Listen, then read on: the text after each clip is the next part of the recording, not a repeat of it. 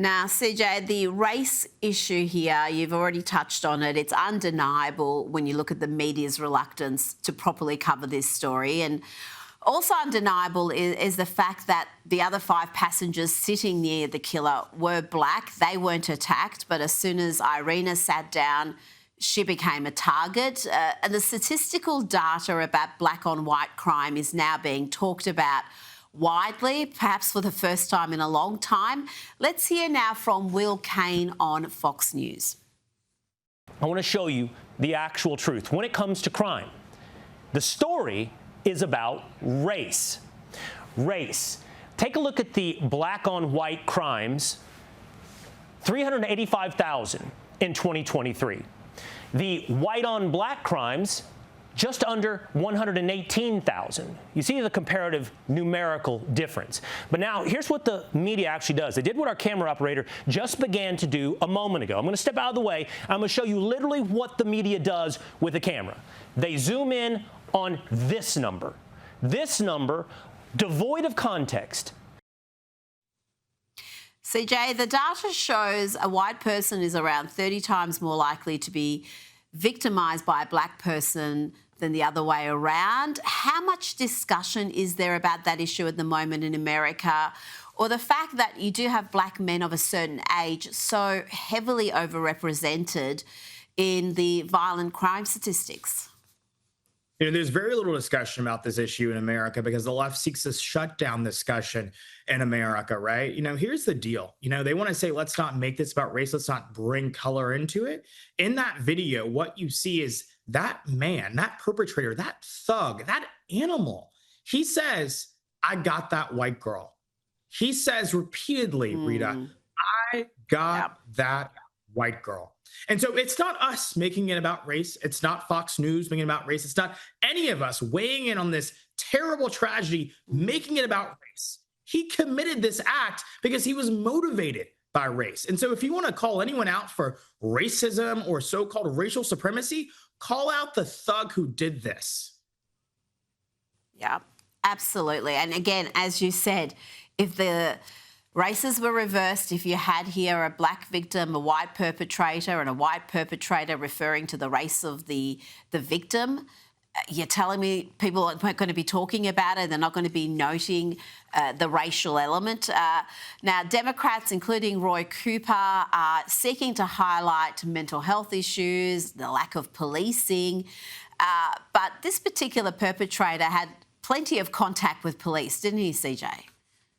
He exactly did. And let's also talk about the fact that it's the Democrats who've called for the defunding of the police. It's the Democrats who've called for less policing in our communities. It's the Democrats right now who are fighting against President Trump to secure America's greatest and once beautiful cities. And so, you know, it's ironic to hear this from them, but honestly, it's out of survival that they're now starting to say this, right? They realize that the American public are not with them. The American public want to live in safe and secure communities. They don't want to live in fear on their public transportation as they walk down the sidewalk. And so, yeah, it's actually not surprising to me to hear Roy Cooper change his tune, but it's a day short and $1 late. And I got to tell you, I think the American people are going to hold him accountable for it. And this is a man who, by the way, is running for U.S. Senate right now in the state of North Carolina. And I got to tell you, this is going to hang around his neck like an albatross.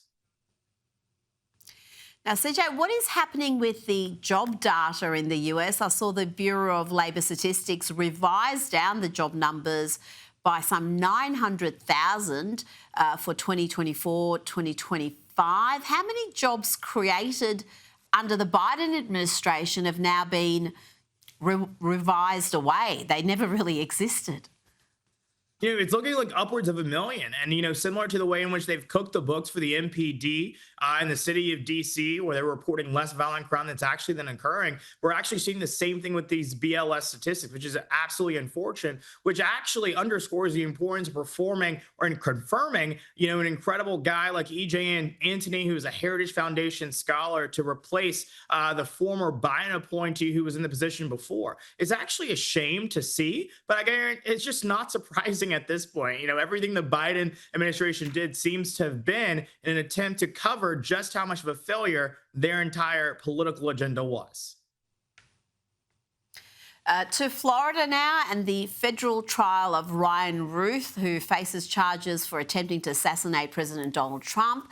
This has occurred back at his West Palm Beach Golf Club in September 2024, not long after the first assassination attempt in Pennsylvania. CJ, the judge in this case has excluded potential jurors for any self-declared biases. One woman who said, "I am MAGA," was eliminated as a potential juror.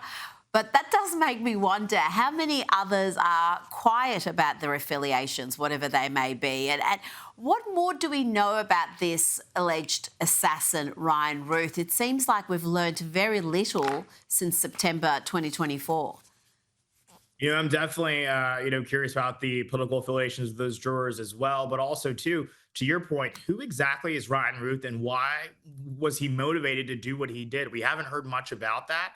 Hopefully, Cash Patel and the good folks at the FBI are taking a hard look at that, and we will learn more. But I think that the American people are desperate to actually, get a lot more insight into his motivations as to why he did what he did, and to ensure that he gets the fair punishment that he deserves here in this case.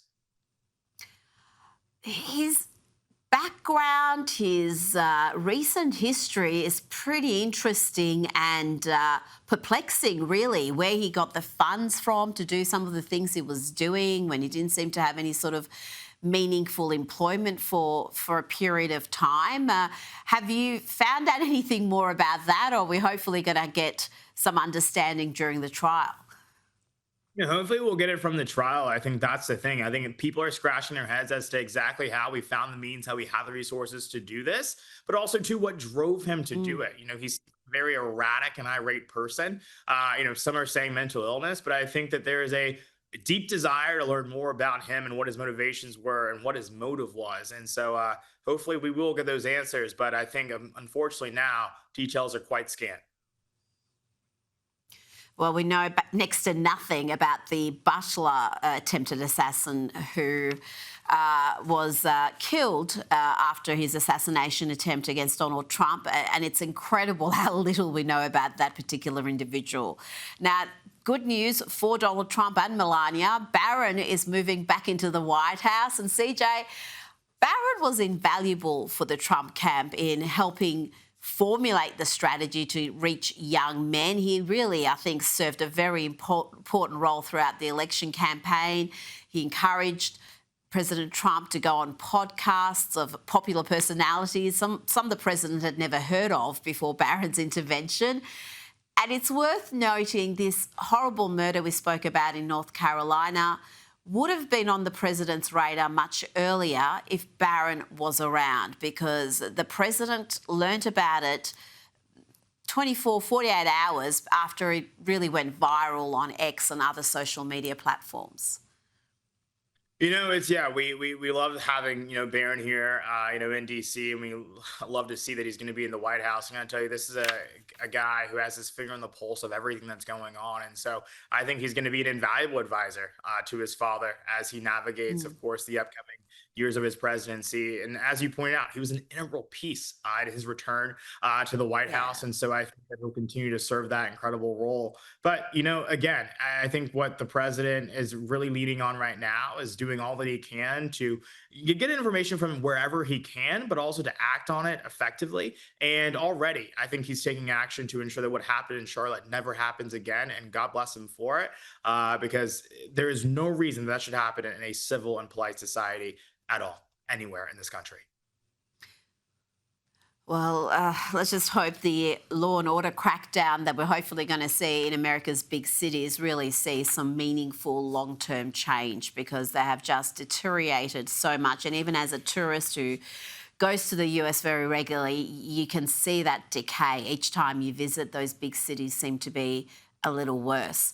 Now, CJ, we covered the baseball Karen story earlier in the week, the woman who became among the most despised on the internet for about 24 hours after berating a father and son for taking a home run baseball she somehow thought belonged to her. She did get the baseball given to her. Well, the father in that viral footage, Drew Feltwell, wants people to leave her alone and not try to get her fired. He said, CJ, the internet has already messed her up pretty good. He's not wrong there.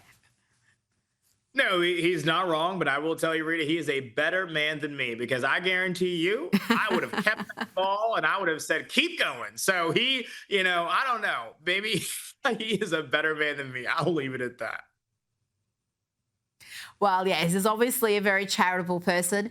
But I've got to get your opinion on this, because then we did get a bit of blowback earlier in the week when discussing this, because I thought his move to give the ball to her, to give into the bullying in front of his son, was a poor move. He should have stood his ground. She had absolutely no right to demand that ball. And I think just because it happened in front of his son, it left a bad taste in my mouth. People said that was a bit harsh. What's your take on this? Do you think he did the right thing in the moment in giving that ball back?